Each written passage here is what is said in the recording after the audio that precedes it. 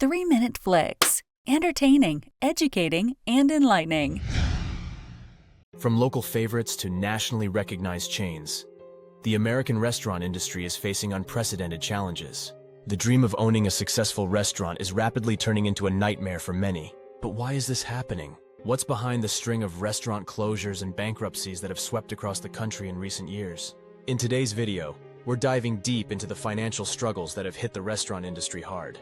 We'll look at some specific cases, explore the root causes, and discuss whether there's any light at the end of the tunnel for these beloved establishments. Let's get started. The restaurant industry in the United States has always been tough, but recent years have seen a wave of closures that's unlike anything we've seen before. According to the National Restaurant Association, over 110,000 eating and drinking establishments closed permanently or long-term in 2020 alone. While the pandemic was a catalyst, the truth is that many of these businesses were already struggling. Some of the most recognizable names in the industry have been hit hard. Ruby Tuesday, Chuck E. Cheese, and Sizzler, icons of American dining, have all filed for bankruptcy protection in the past few years. And it's not just the big chains. Countless small, independent restaurants have also been forced to close their doors. Let's take a closer look at some of the most notable restaurant bankruptcies in recent years, starting with Ruby Tuesday. Ruby Tuesday was once a dominant force in casual dining, but by 2020, the chain was drowning in debt and struggling to stay afloat. The pandemic was the final nail in the coffin, forcing the company to file for Chapter 11 bankruptcy protection. Ruby Tuesday's decline, however, didn't happen overnight. The chain had been battling declining sales and changing consumer tastes for years. Next, we have Chuck E. Cheese, a staple for children's parties and family outings. Despite its iconic status, the company filed for bankruptcy in 2020. The reasons were many: shifting consumer habits, outdated business models, and the devastating impact of COVID-19 on in-person dining and entertainment. Though they've managed to restructure and keep many locations open, the future remains uncertain. Then there's Sizzler, one of the original pioneers of the casual dining concept. Sizzler filed for bankruptcy in September 2020, citing the pandemic's impact on indoor dining. However, the chain had been struggling for years due to increased competition and the changing preferences of diners, who are now more health conscious and looking for unique dining experiences. So, why exactly are so many restaurants struggling? The reasons are complex and multifaceted. Let's break it down. First, there's the issue of rising costs. Rent prices have been climbing steadily in many urban areas, making it increasingly difficult for restaurants to turn a profit. The cost of food has also risen, driven by supply chain disruptions, labor shortages, and inflation.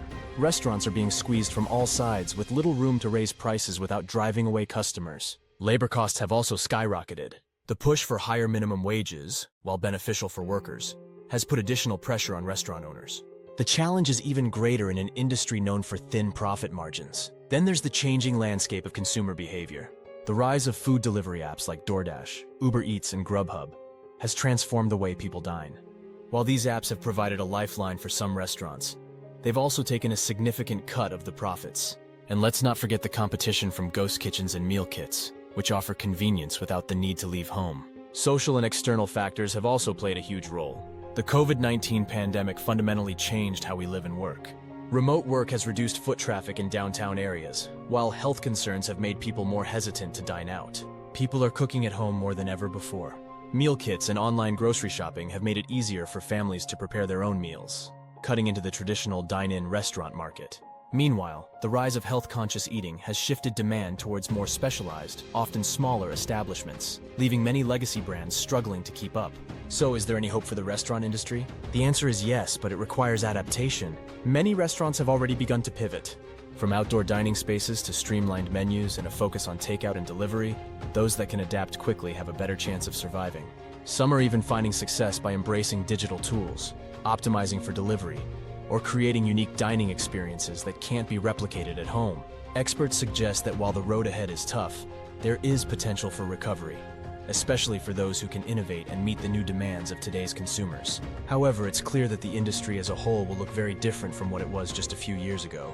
The restaurant industry is in the midst of a profound transformation. While many beloved establishments have been lost, those that survive are adapting to a new reality, one where flexibility and innovation are key. Whether this wave of bankruptcies and closures will end soon remains to be seen. But one thing is certain: the way we dine out will never be the same.